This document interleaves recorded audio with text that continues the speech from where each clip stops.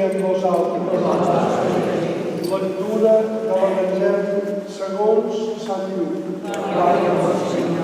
Aquell mateix diumenge, dos dels deixebles de Jesús se n'anaven a un poble anomenat Emaús, a 11 quilòmetres de Jerusalem, i conversaven entre ells comentant aquests incidents. Mentre conversaven i discutien, Jesús mateix els va agafar i es posà a caminar amb ells. Però Déu impedia que els seus ulls el reconeguessin. Ell els ha demanat: de què discutiu entre vosaltres caminant?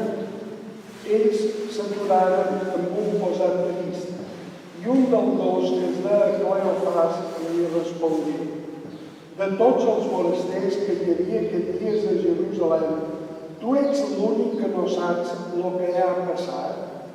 Els ha demanat: i què ha passat?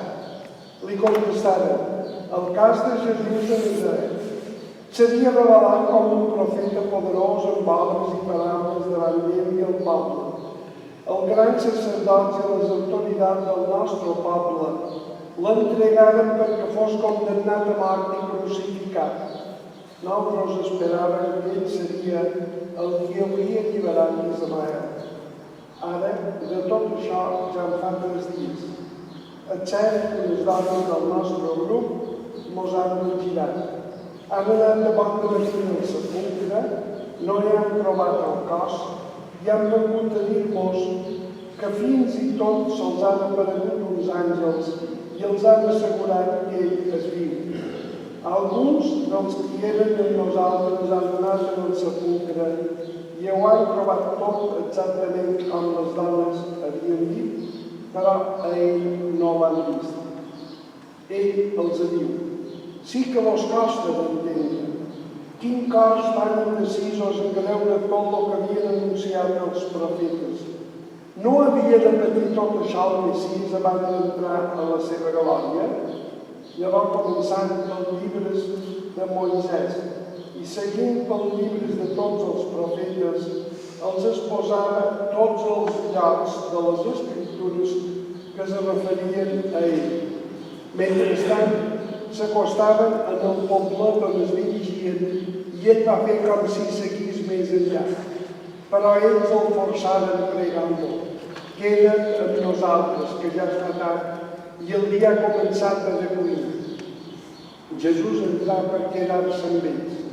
Quan s'hagué posat amb ells a taula, prengué el pa, digué la benedició, el partí i els en donà. En aquell moment se'ls obriren els ulls i els reconegueren. Però ell desaparegué i es deien un a l'altre: no és veritat que els nostres cors s'inflamaven dins nosaltres mentre ens parlava pel camí i ens obria el sentit de les Escriptures? Llavors mateix s'aixecaren de taula i se'n tornaren a Jerusalem. Allà trobaven reunits els 11 i tots els que hi anaven amb ell, que deien: realment el Senyor ha ressuscitat i s'ha aparegut a Simó. Ells també contaven el que els havia passat pel camí i com l'havien reconegut quan partia el pa. Paraula del Senyor.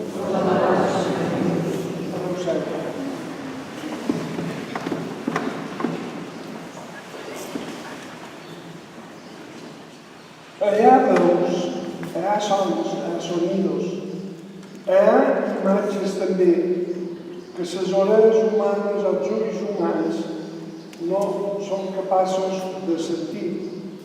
Per exemple, tots sabem que hi ha animals que tenen una vista extraordinària, com segons quins ocells, quines aus volen pel cel, que veuen ben fora a on hi ha un cucat, a on hi ha menjar, a on anar a cercar.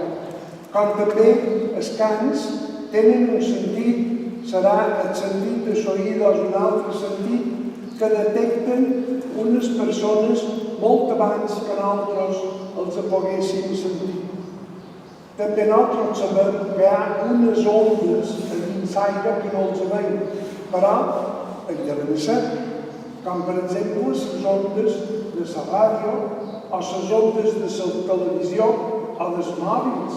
Quan un aparell és capaç de captar unes ondes, no poden dir, això no existeix, no ho veiem.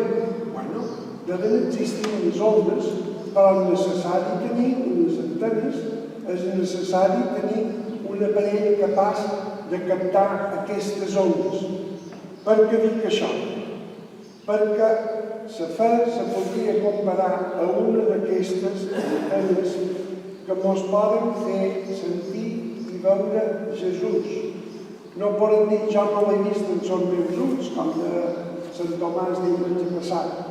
La presència de Jesús se pot fer visible, la veu de Jesús se pot fer visible si tenim l'antena de la fe ben posada i ben carregada. Això és, crec, un dels símbols o dels missatges que ens pot donar aquest evangeli d'avui. Com és que els dos deixebles d'Emaús no varen reconèixer Jesús, el varen veure, encara que era fosc, caminaven junts amb ell, el varen sentir parlar, perquè és que no varen conèixer la seva veu, varen entrar a casa seva, varen sempre la taula, encara no l'havien conegut, però en el signe de rompre el pa se'ls varen obrir els ulls. Jo crec que aquest evangeli ens ensenya al manco una cosa, i és que a Jesús no el podrem veure a simple vista, però si estem atents segurament podrem descobrir la seva veu o el seu exemple a través d'altres persones que sense donar-se en compte inconscientment un dia ens han dit una paraula o ens han donat un exemple i a través d'aquella paraula o d'aquell exemple ventura Jesús ressuscitat ens ha estat parlant. I ara us contaré una petita anècdota personal que potser no té res a veure amb el que dic, però per a mi sí. Els mesos passats, quan jo vaig estar tan malalt, un dia el metge va entrar a l'habitació i segurament me va veure molt decaigut i me va dir, tu no ets capellà. I jo vaig dir, sí senyor, soc capellà. Va dir, no, si ets capellà, toques tenir recursos a l'estament per superar aquesta situació. Jo em vaig quedar com sorprès, me van caure unes llàgrimes, però no vaig pensar. Dic, efectivament, jo he de superar aquesta situació, tant si és perquè m'he de morir, com si és perquè m'he de curar. Un dia, després, vaig dir al metge una altra visita, quan vostè me va dir aquelles paraules, jo vaig dir aquestes paraules. Ell no se recordava que m'ho havia dit, però aquelles paraules a mi m'han quedat, direm, com una veu de Jesús que diu, has de superar aquesta situació. Tots nosaltres, en circumstàncies de la nostra vida, venturem una persona que menys ens esperem, ens ha dit una paraula, hem vist una imatge, un exemple que Jesús ressuscitat ens parla a través de les persones en qui ens trobam cada dia. Però és necessari tenir ben posada l'antena de la fe.